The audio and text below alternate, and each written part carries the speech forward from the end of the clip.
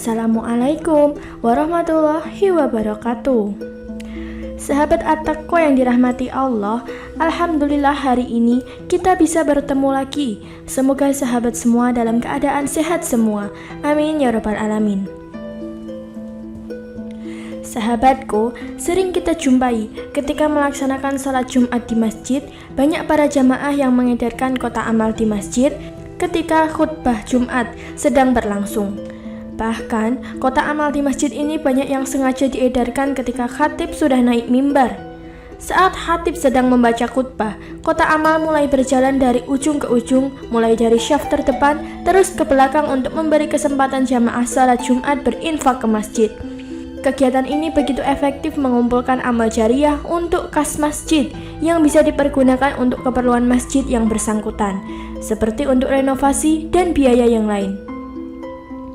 Namun demikian, upaya penggalangan dana ini sedikit mengurangi khidmatnya jamaah salat Jumat untuk mendengarkan khutbah. Sebab saat khatib membaca khutbah, jamaah dilarang berbicara.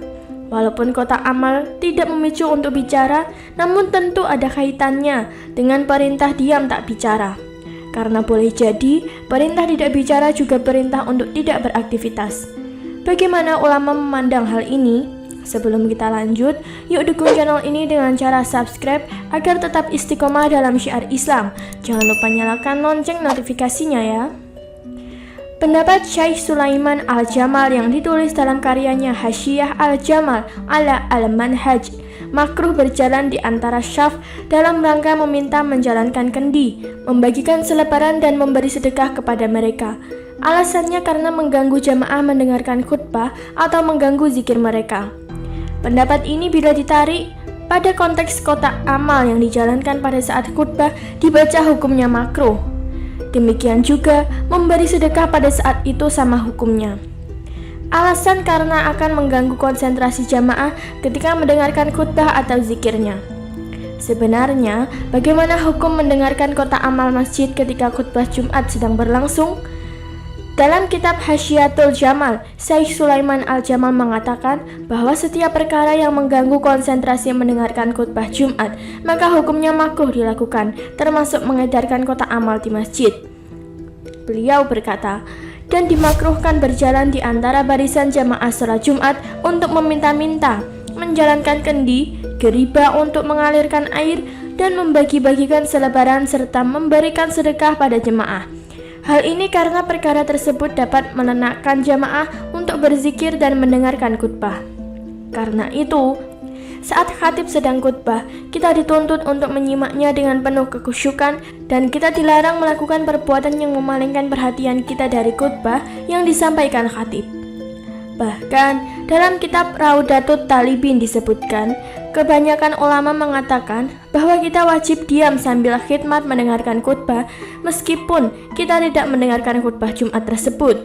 Kita tidak boleh sibuk berzikir, membaca Al-Quran, apalagi main HP dan mengedarkan kotak amal masjid meskipun kita tidak mendengarkan khutbah Jumat. Adapun sebagian ulama mengatakan bahwa jika kita tidak mendengar khutbah Jumat, maka kita boleh menyibukkan diri dengan berzikir dan membaca Al-Quran dengan suara yang pelan dan lirih. Imam Nawawi mengatakan sebagai berikut, kewajiban mendengarkan atas orang yang tidak mendengarkan khutbah ada dua pendapat. Pertama, tidak wajib dan disunahkan menyibukkan diri dengan zikir dan membaca Al-Quran. Kedua, dan ini yang paling sahih, wajib mendengarkan. Hal ini yang dikatakan dengan tegas dan dikatakan oleh kebanyakan ulama. Dengan demikian, ketika kita sedang mendengarkan khutbah Jumat, maka kita tidak boleh sibuk dengan aktivitas lain selain mendengarkan khutbah. Misalnya, mengedarkan kotak amal masjid, bermain HP, pura-pura ngantuk, dan lain sebagainya.